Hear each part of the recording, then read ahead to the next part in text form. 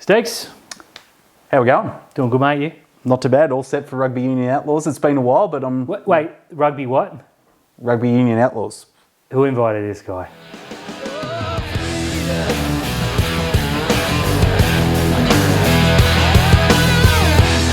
Hello everyone and welcome back to this week's episode of Rugby League Outlaws, brought to you by our great mates at Top Sport. Stegs, Dan? we brought you back for another round. Terry's on assignment. We hope to see him next week. How's your weekend of football, mate? Well, you saw it, didn't you?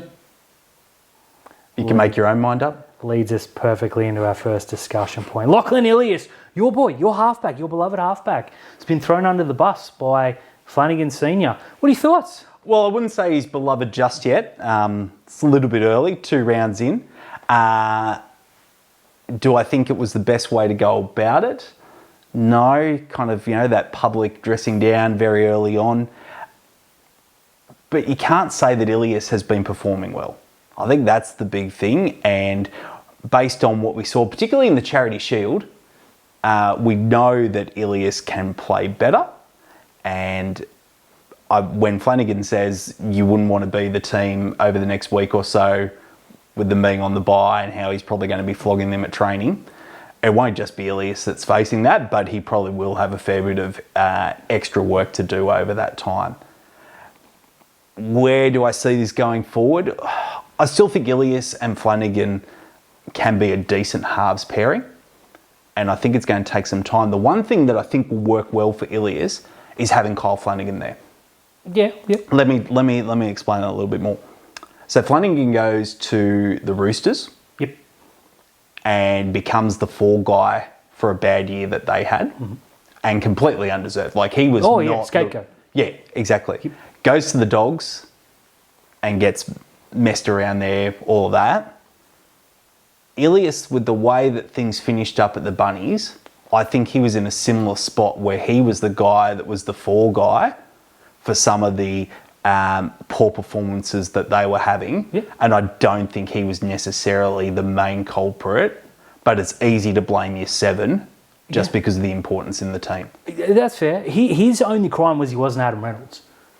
And do not get me wrong, I don't think Ilas is a top level halfback. Serviceable, definitely. And he and Flanigan, full disclosure, they're the reason we put you guys as 17th in the preseason. We just didn't see enough from the half. So far, you could be 2-0. Let's be honest. If you had a little bit more skill, a little bit more quality at half. Dan Atkinson, obviously coming for Cronulla next year, he's going to go straight into 7. He's been paid a ridiculous amount of money. He's going to play 6 or 7 with Flanigan. They're the same these days, anyways. I think Flanigan, Senior, knowing this, has gone, let's put some pressure on the halfback. He wasn't good. He didn't ice the big moments. His kicking game was not good. You should be 1-1. Let's face it. Maybe 2-0. 2 home games, 2 losses. Who are you going to play? You're going to get your halfback. Now, a little bit of the reaction I saw is, but what about the other halves partner? Which is the way I go too. Not because Flanigan deserves it, but because you don't call out one half. You call out the halves pairing. So everyone's like, oh, he's not calling out his son. I think it's putting pressure on the halfback, but to do it in the heat of the moment after, when people like me can go, well, he's making him a scapegoat and get easy traction of it. I haven't seen this from Flanigan during his Sharks days. Is it pressure or is it just he's a halfback? I think one of the things was that where the question was in the press conference is pretty much the last one out. And I think Flanigan's trying to give a non-answer answer. Yeah. Except the way that he went about it definitely put more into it. And we've seen in the days afterwards that reports coming out that he's already apologised for Ilas for the way he went about it. I don't know whether I'd necessarily agree with you in the sense of if you're going to call one half out, you call both out. Mostly because if you're playing a left-right split system, there's not necessarily that same sort of interplay. I much prefer actually having a 6 and 7 that are working together rather than going right side, left 100%. Side. But I think over these first 2 rounds, you've seen Ilas really lack some of that composure, but also confidence. And I think that's where, coming back to what I was saying before about having Kyle Flanigan there, Kyle's had that experience of being the scapegoat, being the fall guy, and how that wrecked his confidence and composure in places. Yeah. I think that's going to be a good thing for Ilas, having that around and someone who's been where he is to be able to, encourage him through this next step. Because I think the two of them can actually play quite well. I do not think they are the 17th best halves pairing in the competition. I think there are other half pairings that are worse than them at the moment. Sure, they're not going to be at the top level of things, and it's a downgrade on what it was with Hunt and Flanigan last year. But I think that they've got enough about them to get them to where I expected the Dragons to be, which is kind of in that 8th to 12th kind of section of the table at the end of the year. No, that's completely fair. And let's face it, this kid's not hiding nothing. He's got a 1-year deal, really, knowing that Dan Atkinson's coming, knowing how much they're paying Dan Atkinson and knowing he's going to slot in. I think it was a bit off for Flanigan, but I get it. You got to get a movement. You can't start 0-2.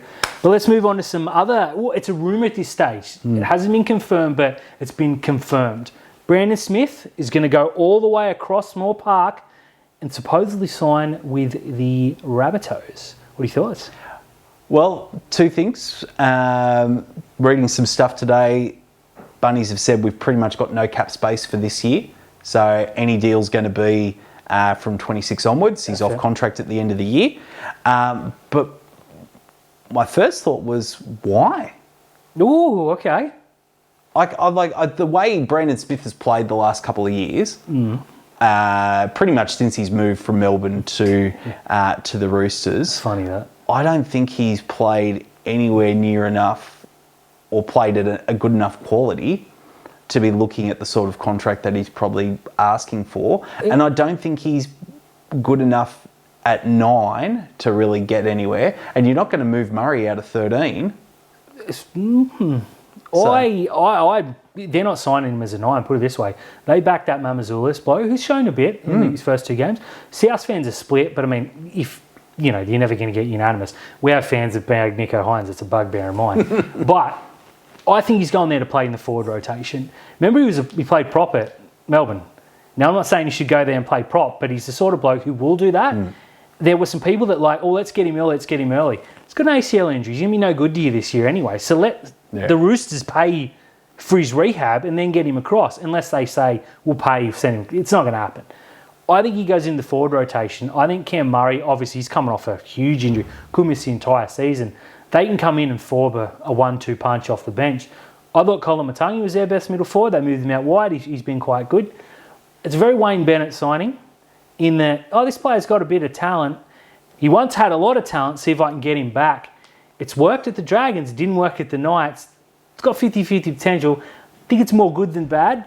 The one thing it is good is Brandon Smith. He has to get out of the Roosters. Yeah, it's not working there, and I don't know whether it's that Brandon is not getting on with Trent, or if it's something else that's going on. But there's just something been along the way that's led to the situation where he's made some comments in the podcast and all of that. They probably don't need that around there. Uncle Nick probably doesn't want it around there either. But Bennett probably thinks that he can either let him have that and get him performing on the field, or find a way to shut him up. I don't know how it's going to work. But it was really... I didn't remember this, but supposedly Brandon Smith had pretty much given a verbal guarantee that he was going to sign with the Finns when they started.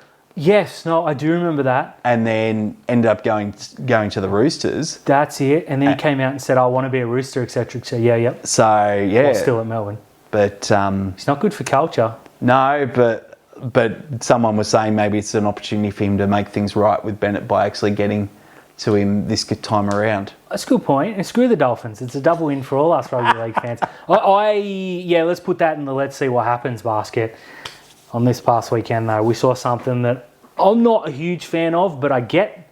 Dylan Brown was booed by his own fans. Now, to set the scene, this is a guy who had a 6-year deal with Parramatta, then decided, and signed a $13 million. Every time it goes up, by the time this drops, it'll probably $15 million. 10-year deal with Newcastle. Turns up, has played like proverbial for 2 weeks straight. Do you boo your best player? Oh, not your best. Do you boo any player in your jersey? Yeah, it's a tricky one. And the way Brown plays, he is not the lead half in a pairing.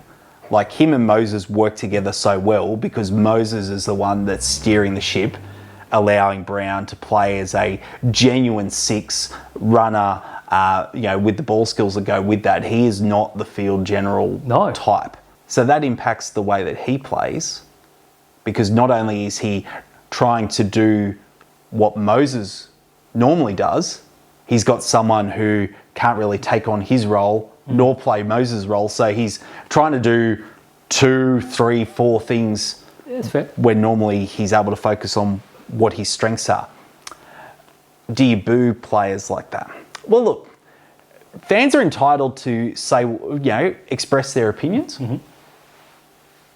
But when you want to single one guy out when the whole 17 has not been performing, that's a bit rough. And also, you might want to have a look at your club that allowed so many different player options in a long-term contract. That's exactly what I do. How do you sign a player to a 6-year contract where the player can get himself out of it halfway along? Yeah, and at the end of every year, if the Parramatta don't finish 15th with an exact point differential, that's what I wrote on Zero Tackle. Boo the player, the management or whoever put those clauses in. His manager would have gone to Parramatta and gone, let's ask for these 6 ridiculous clauses. Maybe we'll get 2. And they've gone, yep, 6-year deal. I don't think Dylan Brown's in the top 5/8 in the game. I say that because last year when Moses went down, they almost finished last. Meanwhile, Cleary went down and Luai took Penrith to 5 of 6 and smashed Cronulla by 40 points when Cronulla were on a 9-game winning streak. There's a world of difference, yet Brown is getting paid almost double what half the better 5/8s are doing. I get the frustration. I don't like booing other than, like Tino, for instance. He got into the fans a bit and they booed him, and Tino's a wanker chan. That's fun. That's banter. Boo his name in the pre-match, I get it. That's absolutely fine. There's nothing behind that. That's, you can make your jokes. He's so rich, he can pay someone to care, etc., etc. But hammering him, and it was visceral hate. Yeah. And Para fans, I get it. Because I lashed out at Blake Ferguson when he said, I want to win a premiership. I can't win it here. Went to Canberra, then we won a premiership. So I get it. But at a stage, it's like you said, there's 17 blokes out there and maybe 3 of them are playing any good and 2 of them are rookies. I don't know if booing your 5'8", and he's not going anywhere. They can't afford to start that deal now. Yeah. I just think it's where Parramatta are at now. They're all angry with each other. They don't know what to do. So they boo the player. And you got to look at this. Like, if Moses starts the season, rather than being on the injury list until round 8, round 10, whenever it's going to be. Hopefully 10, but yeah. It's a whole different start. They probably win both of those. Oh, well, sorry, they definitely win against the Tigers, I reckon, if Moses is there. They don't get smashed by, 40-odd points or whatever it was against Melbourne. So that changes things straight away. You go from an 0-2 team to a 1-1 team, and people probably aren't feeling the same way. They're probably still frustrated that he's going, but there's probably not that visceral. I think that's a really good word that you use there, that visceral response, because they're just airing their frustrations at a whole lot of things. Yeah, they are. If I'm a Parramatta fan, I'm glad he's going, because I don't think he was worth the contract he was. Parramatta sit 0-2. This is something you want to discuss. Yeah. We got some of the competition are 0-2. Some are 2-0. Who stood out? Who's been terrible? Is there a false one in there anywhere? Yeah. I had the thought about, who's the worst 2-0 team and who's the best 0-2 team. Because you look at a lot of those teams that are 1-1 at the moment, and they're the ones we're probably expecting to be towards the top come the end of the year. Brisbane, Cronulla. Yeah, all of those ones. So there's 4 teams that are 2-0. There are 4 teams that are 0-2. Oh, that worked out well. And then you've got also Melbourne having had the bye. Yep, and the Titans. Round 1 and Titans as well. Titans probably lucky that they beat the bye. Yeah, they did not good. Imagine sitting out and watching 2 weeks of football to produce that. Yeah. But yeah, so looking at those 2-0 teams, I think probably the Raiders are the best of the bunch at the moment. Yeah. When you look at the teams that they've played, Warriors didn't have a great game in Vegas. You could argue that Brisbane didn't turn up terribly well on Saturday night, but the Raiders got those 2 wins. Then what are you looking at? You're looking at the Knights, you're looking at the Bunnies. There's There's another one in there. So we'll rule them out. Yeah, but yeah, I think the Raiders are the best at the moment out of those 2-0 teams. Yeah, I agree with that. There's some good potential there. Yeah, a lot of talent, a lot of young talent. I had them a lot lower than I feel like I should have. Yeah. Easy in hindsight, but that's why we get paid the big bucks. Yeah, but you even look, Tarpany didn't play Saturday night. Yep, true. And they were probably you look 23 again. Yeah, well, it's amazing what happens sometimes when just having that responsibility and coming back in. Yeah.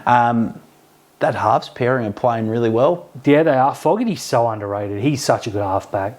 Yeah, and it's taken a while for him to settle in at Canberra. Yeah, true. But they're looking really good there. The worst 2-0 team, I think it's easily the Bunnies. Yeah, they could very easily be 0-2. Yeah. Mm-hmm. There's some bright spots there. I think Humphreys is settling quite well. Big time. And I don't know, like given Lewis Dodd has done his calf or whatever in the New South Wales Cup, he'll be there for a while. But even if Dodd wasn't injured, I don't think he could pull Humphreys out at the moment. No chance. Mamuzelos is developing at hooker. Yeah, he's pretty good. But also winning in adversity, like only having 2 fit players on the bench towards the end of the Dragons game. Yeah. It's very typical Wayne Bennett, that steely attitude with things. Us against the world, yeah. They play better with the chip. Yeah. Sometimes Bennett puts the chip on the shoulder. Oh, yeah. Sometimes he's balanced and puts the chip on both shoulders. That's true. But realistically, out of those 4 sides, the Bunnies are definitely the weakest of the lot, and I don't expect them to be in the 8 when you get towards the end of the season. I'm going to go so far as to say they won't be 3-0. Stay tuned for top 4 tips. What about the opposite end? Because there's some good teams that are sitting 0-2. I know that sounds funny to say. Yeah. But you're talking your Parramatters, who a lot of people had in the 8. I don't think we did, but they were very close. Then you have teams like the Dolphins, who a lot was expected until you realise, hold on, Wayne Bennett's left all these teams, they've all turned to dross. But this will be different. It's not different. Who's the best team who are 0-2? And I'm gonna come at you with one in a minute. Yeah, I think the Dragons are the best 0-2 team. I agree. Twist my arm, Stegs. Yeah, they could easily be 1-1. Should be 1-1. They should have beaten the Bunnies. Mm-hmm.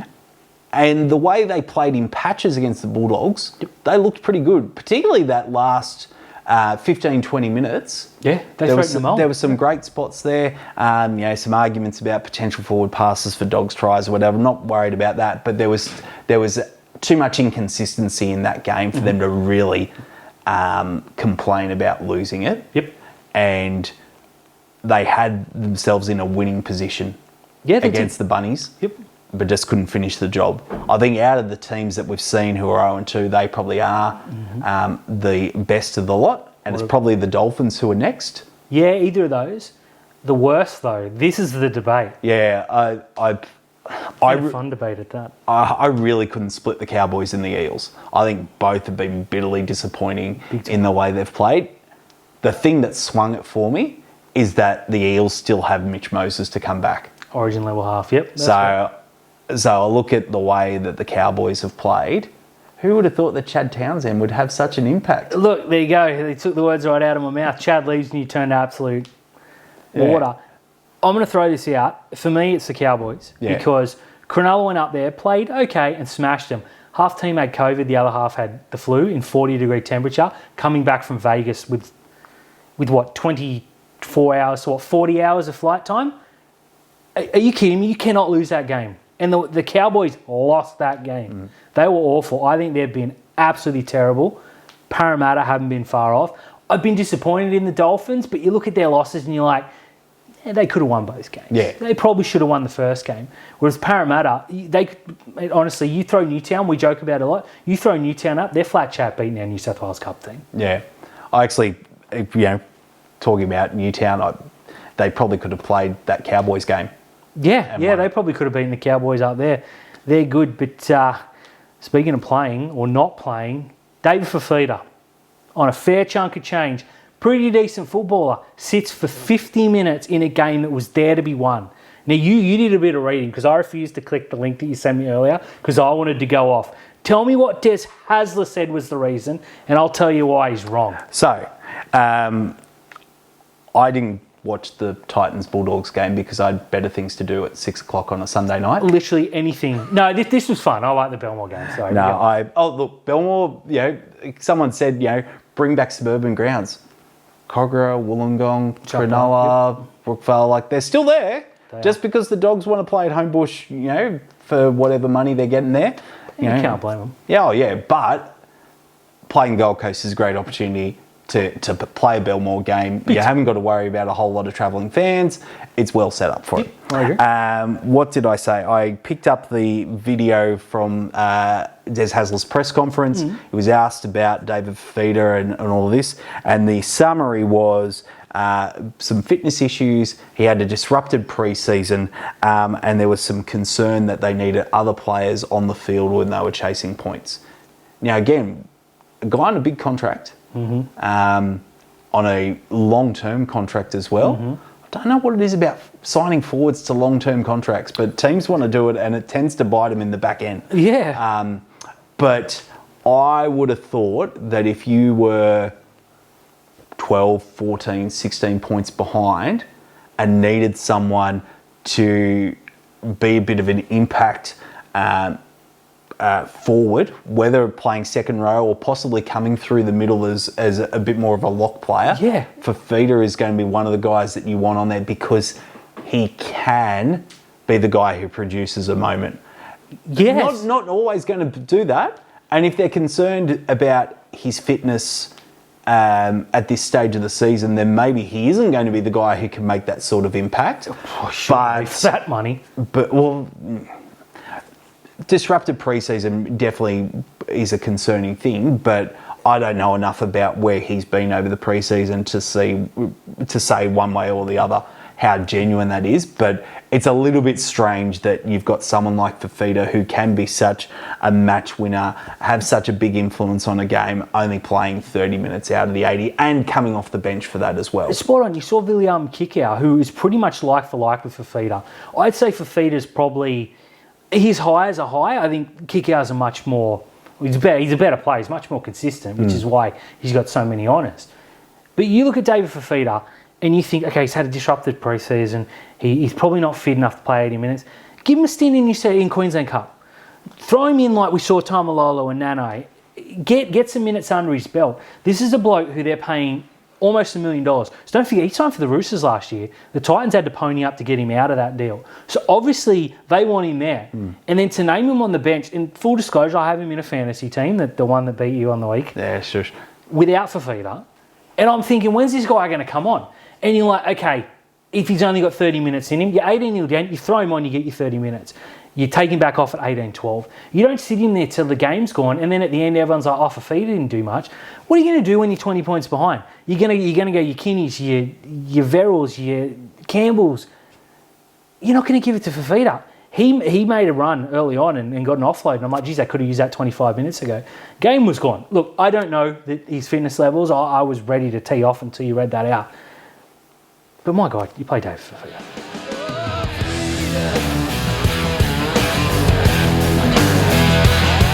Stegs. Talk to me, Dan. Time to talk some black, white, we do the hand thing. Black, white and blue. I'll just go offset or... Here we go. Full disclosure, he is a fan of Little Brother and Little Sister, but that is what I brought you on for. Cronulla fans are pretty excited about this season. Signed Adam Fadul-Blake, made a prelim last year. As an outsider, albeit one that supports the other one, what are your thoughts on the Sharks? How far can they go?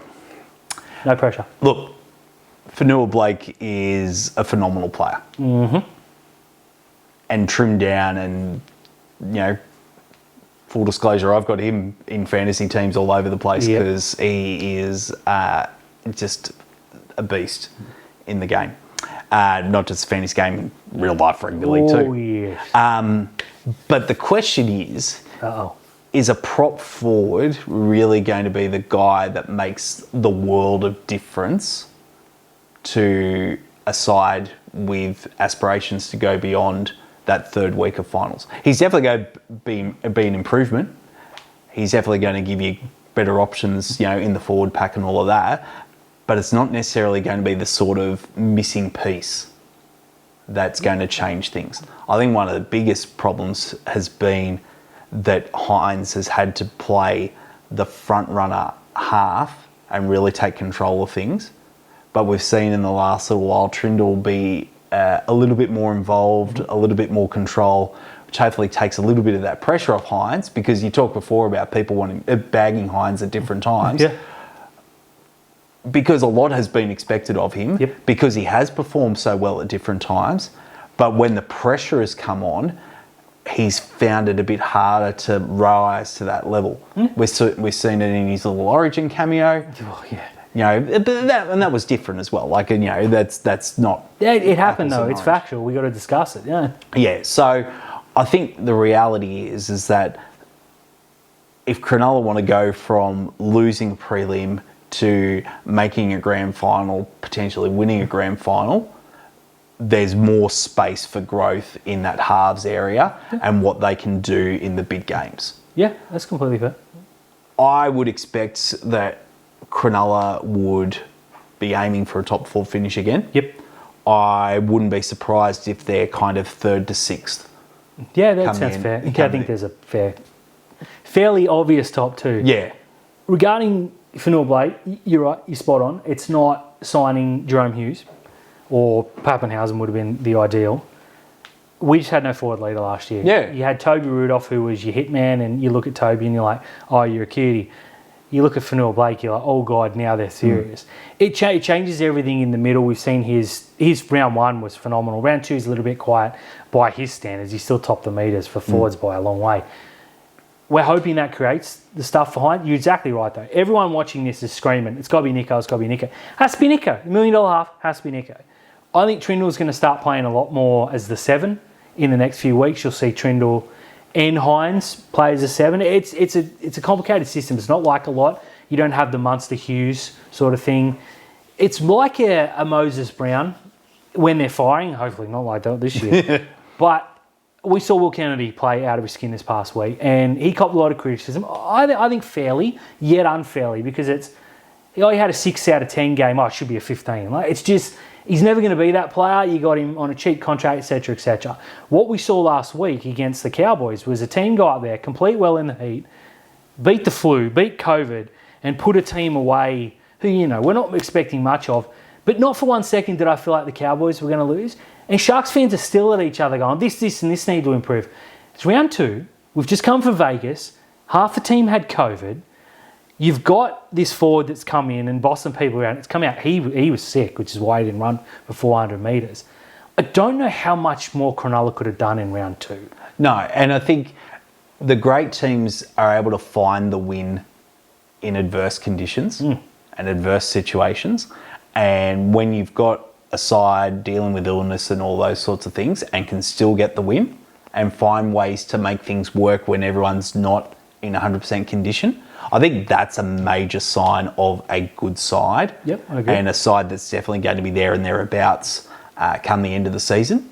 Should be, yeah. So, yeah, I think they're good signs, because often a game like that can be the one that trips up. Look at Manly against the Warriors. Spot on. Brisbane against Canberra in a similar sort of way.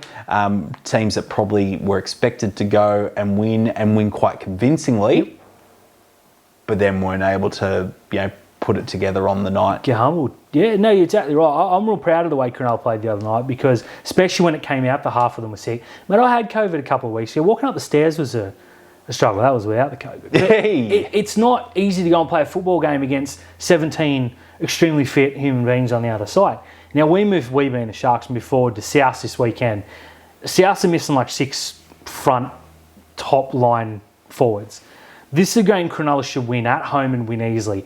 These are the games that Cronulla have lost. Round 3 last year against the Tigers stands out. We went there as 22-point favourites. We were laughing. We were like, oh, play the kids. It's only the Tigers. They came out and smacked us in the mouth. I think we're better than that this year, and I think we'll handle South. But if we go down and get dragged into a dogfight and don't beat South, then the people start talking about this and that needs to change, can come in. If we go and smack South as we should, I think we're sitting pretty at 2-1. Having lost in Vegas to Penrith, again, I don't know how much more Cronulla can do at this sort of stage. It's a big game, not in the sense of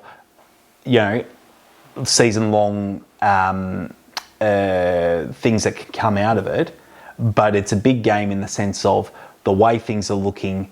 It's a game that Cronulla probably go in and say, we should be winning this. Oh, yeah, big and time. The games that teams go into and it's a we should be winning this can be danger games majorly. And we've seen that over the years. A team will be top 2, top 4, come up against a side that's holding up the bottom of the ladder. Get humbled. Yeah, they need to make sure that they're not complacent on the field.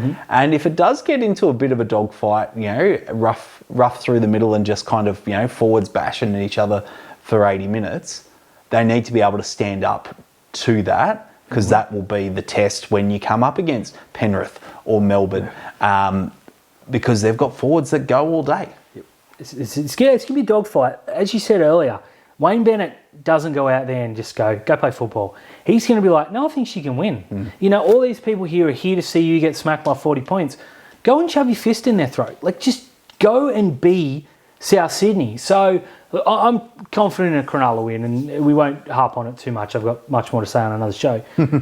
What I am going to say, though, is this week we had a young kid in his 7th or 8th game score 2 tries, run for 250-odd metres, make 4 line breaks, and yet all I'm hearing is he got run down because one of the best players in the game, Tom Dearden, made him run round him, meaning Purgey ran in the line and ran him down. Then Scott Drinkwater, one of the better defensive fullbacks, barreled him up into the sideline and stopped him from scoring. And then Murray Tuolangi, who has played for Queensland, beats Stone Street in the air, gets hit in the face, the ball accidentally goes forward to an unmarked player and they score. And I'm hearing how bad this player is. Fans want this kid, who again is 12 or 10 tries in 7 games, something ridiculous, and only 21, to be prime Brett Morris. Years and years ago, Stags, and I'm gonna get my licks in here, I said this Sione Katoa for Newtown is a freak. Let's get him in first grade. I was told he's too small, he's too slow, and he can't jump. He's played pretty darn well during his career. Now, I've said that Stone Street, much taller and much quicker than Sione Katoa, is a better physical and a better prospect. And all I'm hearing is, now Stone Street Sharks, Katoa's prime Brett Morris. This kid is 7 games or 8 games into his career. He's got a stack of tries and everyone's negative. Is that just Sharks, or do they do that across at your lot too? Look, I think players who come in with big raps on them, coming through the grades and all of that, can have situations with lots of expectations. And the way that Stone Street started last year, I think people kind of expected he was just going to start there and keep going. But it's very different coming in for a game here and there to becoming a week in, week out player. Good shout. Now, you and I got the opportunity to chat with Mr. Stone Street before the start of last season with your charity stream. Almost about 12 months ago. Yeah. And I was very impressed by the way he came across in that. Great opportunity, and lovely young kid, well settled, good head on his shoulders. And you had been rapping him, even before that, as a guy who's got the potential to make it. Not only debut in the NRL, but actually perform quite well. Yep. What are we talking? 1 game out of 7? Yeah. You're going to get that. But also, you talk about Tom Dearden, who's possibly one of the best defensive halves in the game. Yeah. Drinkwater, who definitely holds his own at fullback. Tuolangi is a decent player. And it's also the thing of, you go up for the jump. As a defender, you run from about this far. Yep. And the attacking player's got about a 20-metre head start on you. Going to bump you. Of course, he's going to get the opportunity to get up higher. So, look. Mate, people are talking about a bad game. 2 tries, 250 metres. That's on a bad game. And I'm not using those words. I thought he was exceptional. But again, Ronaldo's another one. I spoke this guy up so much. He came out, had the worst debut of all time. People wrote him off. Now he's a club hero down at Cronulla. Let this kid settle. He's going to be a freak.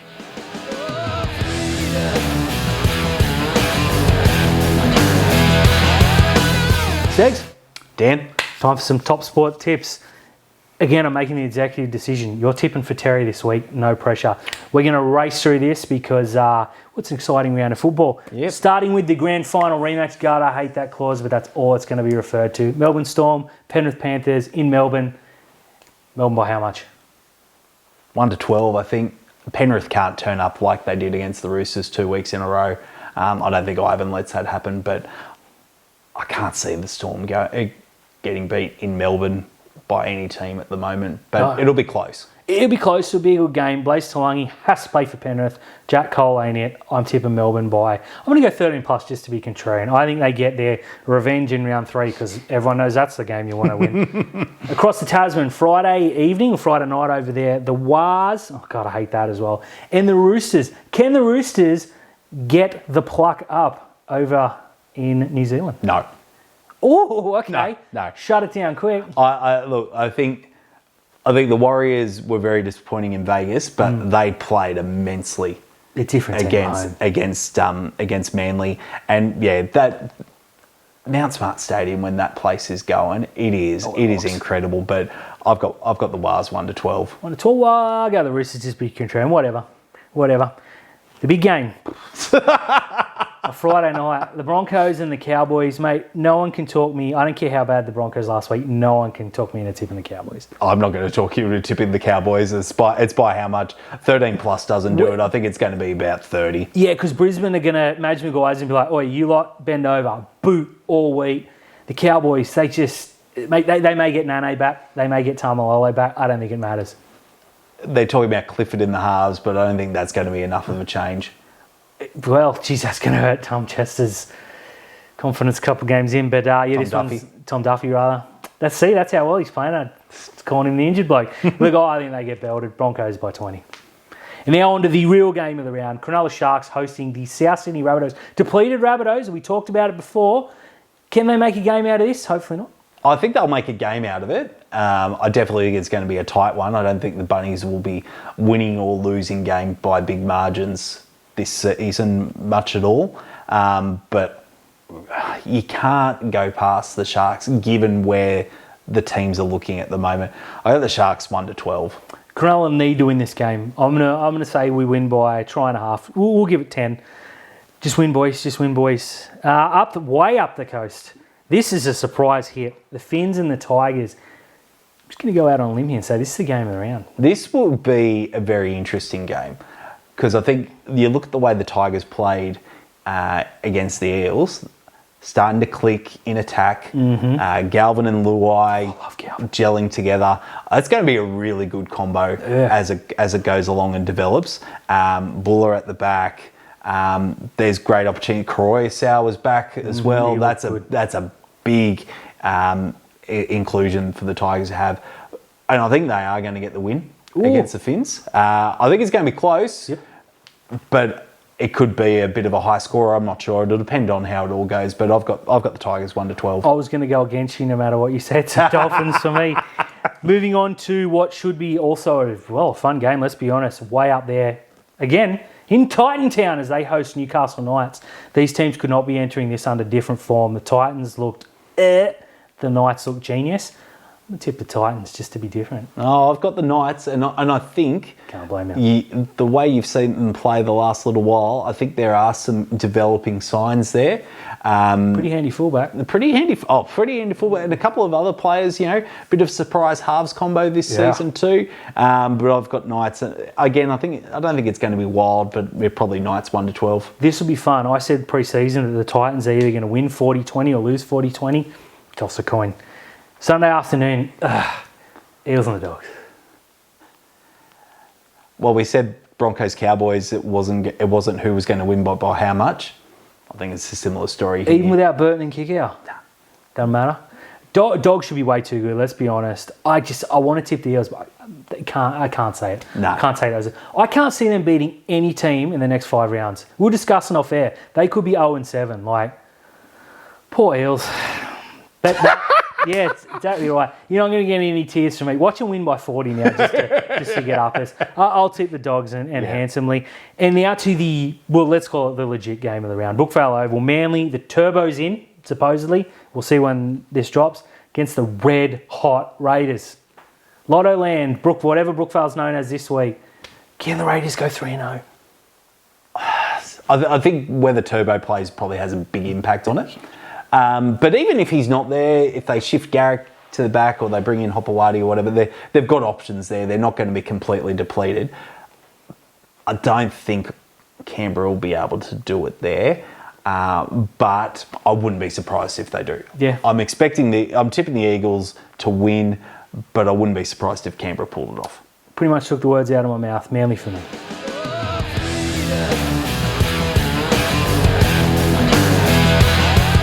Thanks again, everyone, for watching this week's episode of Rugby League Outlaws, brought to you by our great mates at Top Sport. If you could just take a second to please subscribe. Steg said he'll hit me if you don't. I'll hit him if you do anyway.